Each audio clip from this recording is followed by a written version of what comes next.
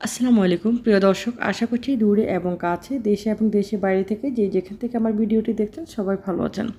আজকে আমি কিছু গুরুত্বপূর্ণ জিনিস শেয়ার করব। সেটা হচ্ছে আমার বাসায় কিন্তু ফিল্টার সেটা হচ্ছে অন্য ফিল্টার ইউজ করেছে। তো আমি থিঙ্ক করলাম একটা ফিল্টার কিনবো, যেটা হচ্ছে ইলেকট্রিক ফিল্টার। তো ইলেকট্রিক ফিল্টার কোনটা কিনবো আমি একটু কনফিউশনে ছিলাম। তো ইলেকট্রিক ফিল্টারটা আসলে অনেক রকমের হয়, আমি যেটা অনেকে বাসায় দেখেছি।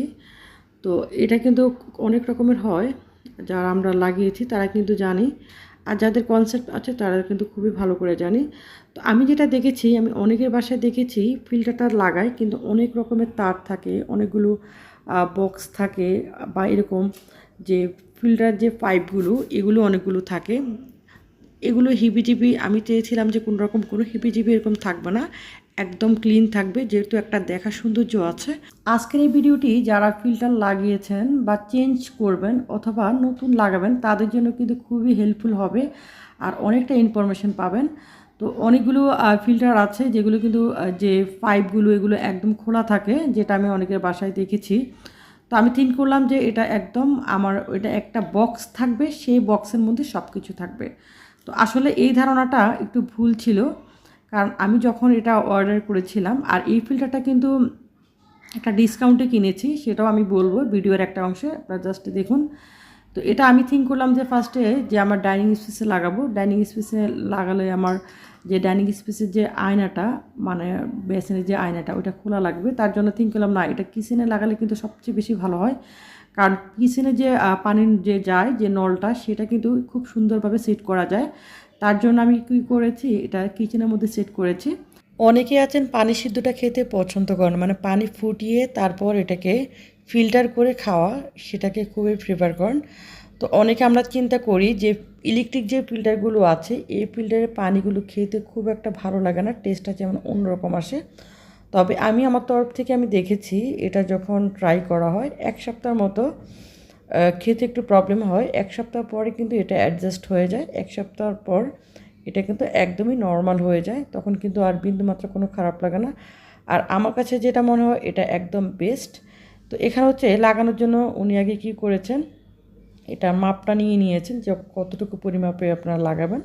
তো আমার যে কিচেন সিঙ্কটা আছে এই সিঙ্কটার উপরে, মানে সিঙ্কটার মধ্যে দাঁড়ালে মাথার উপরে আসবে, ঠিক ওরকম সাইজ অনুযায়ী আমি মাপটা দিয়েছি। তো উনি মাপটা নিয়ে এটাকে এখন জাস্ট মাপটা করে নিচ্ছেন, এখানে ড্রিল করে তারপরে উনি এটাকে সেট করে নেবেন। তো এই ইলেকট্রিক ফিল্টারের যে কিট, ওনারা কিন্তু এটা কোম্পানি থেকে কিন্তু একটা কিট ফ্রি দিয়ে দেয়, মানে 2 বছর পর এটাকে চেঞ্জ করতে হবে ভিতরে যে কিটটা। তো ওইটাকে একটা কিন্তু ফ্রি দিয়ে দেয়, আরগুলো কিন্তু কিনে মানে কোম্পানি থেকে কিনে নিতে হবে। একটা ফ্রি, একটা ওনারা ফ্রি এসে এটাকে যখনই চেঞ্জ করা হবে তখনই ওটাকে লাগিয়ে দিয়ে যাবেন। জাস্ট কল করলে ওরা এসে লাগিয়ে দিয়ে দিবেন।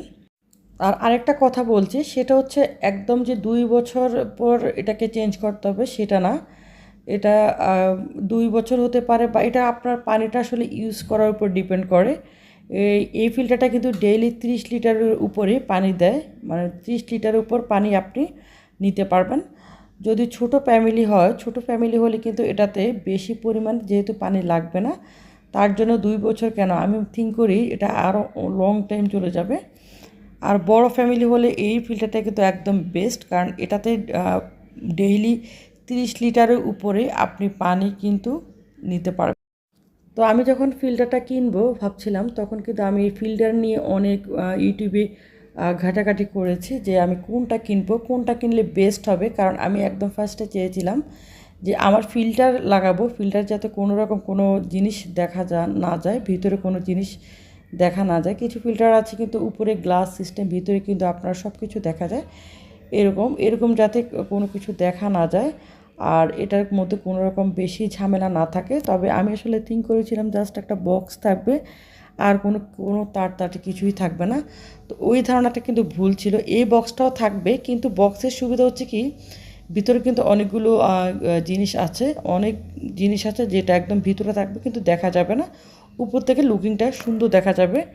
ফিল্টার যে অন্য একটা জার থাকে যেটা একদম বাইরে লাগাতে হয়, সেটা আমি ওই পাশ করে লাগাবো যাতে খুব একটা দেখা না যায়। তো আমি আসলে ফার্স্টে ভেবেছিলাম যে এই বক্সটাই থাকবে আর কিছুই থাকবে না।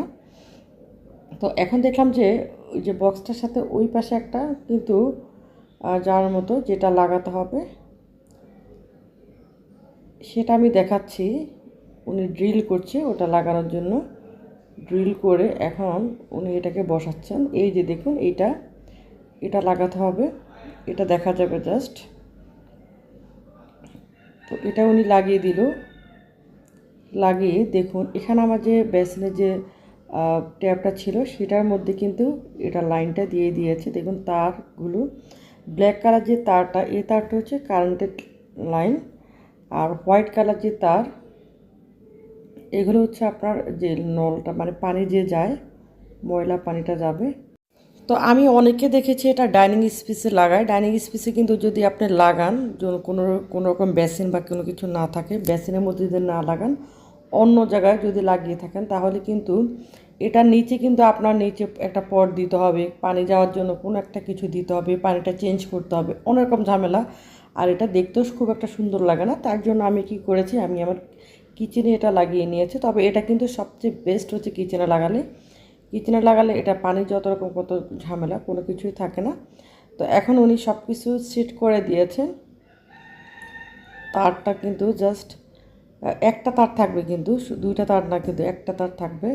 একটা এই যে কল থেকে গিয়ে উপরে গিয়ে তারপর আরেকটা তার নিচে, এই যে জাস্ট বেসিনের মধ্যে একটা তার থাকবে।